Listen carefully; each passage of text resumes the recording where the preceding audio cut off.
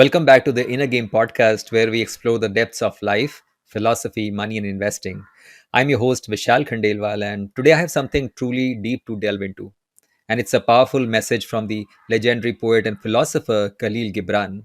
In a beautiful poem, he wrote about the idea of fear, that universal emotion that can either hold us back or propel us forward. Let me first recite the entire poem and then we will try to look at the ideas it leaves us with in terms of how we can live it in our own lives. So, here goes the powerful poem on fear by Kahlil Gibran. So, Gibran writes, and I quote: "It is said that before entering the sea, a river trembles with fear. She looks back at the path she has traveled, from the peaks of the mountains, the long winding road crossing forests and villages. And in front of her, she sees an ocean so vast that to enter there seems nothing more than to disappear forever. But there is no other way. The river cannot go back. Nobody can go back. To go back is impossible in existence. The river needs to take the risk of entering the ocean because only then will fear disappear. Because that's where the river will know it's not about disappearing into the ocean, but of becoming the ocean itself." End quote. Let me now take you through each of these parts and talk about how they relate to our lives. So Gibran starts his poem by saying, "It is said that before entering the sea, a river trembles with fear. She looks back at the path she has traveled, from the peaks of the mountains, the long winding road crossing forests and villages." Now, isn't that a striking image? The river on the verge of entering the vast and unknown sea, trembling with fear. It's a metaphor for those moments in our lives when we stand at the cliff of change, faced with the choice to either succumb to fear or bravely forge ahead. Gibran beautifully describes the river's journey, reflecting on the path it has traveled from the peaks of mountains through winding roads, forests, and villages, just like our own journeys, full of twists and turns, ups and downs. The river stands on the threshold of something grand, the boundless ocean, a symbol of the unknown, of endless possibilities. Gibran writes about the river, and I quote, "And in front of her, she sees an ocean so vast that to enter there seems nothing more than to disappear forever."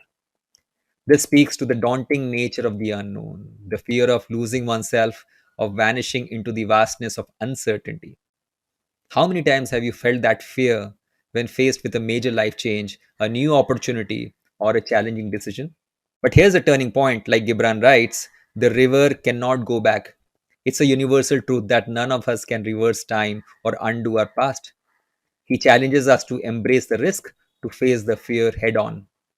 And then he writes, the river needs to take the risk of entering the ocean because only then will fear disappear. Because that's where the river will know it is not about disappearing into the ocean, but of becoming the ocean. This is the revelation. The river's risk taking is not about disappearing. It's about becoming into something greater. It's a call for us to embrace the unknown, for in that embrace, fear dissipates and we discover our expansive potential. Just consider this: the river's journey, with all its twists and turns, is a metaphor for the human experience. Our past, our present, and future all interconnected, shaping us into beings capable of facing the vastness of our potential oceans. And what about the ocean itself? Well, that ocean is not just symbol of the unknown, it's a canvas of opportunities waiting to be explored. Embracing the risk means unlocking the doors to those opportunities and allowing ourselves to become something greater than we ever imagined. So, what's the big takeaway from Gibran's poetic wisdom? It's the profound realization that facing fear is not about losing oneself. It's about becoming something greater. It's about evolving, growing, and embracing the vastness within, just like the river becoming the ocean. It's time to ask yourself these questions: what oceans am I standing on the edge of? And what fears are holding me back from becoming something greater? Remember, just like the river, you cannot go back, but you can choose to embrace the risk to become the ocean of your own potential.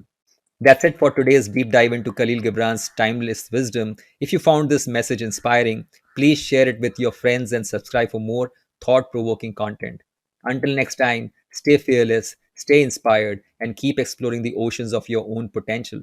I am Vishal Khandelwal, signing off from the Inner Game podcast. Thank you.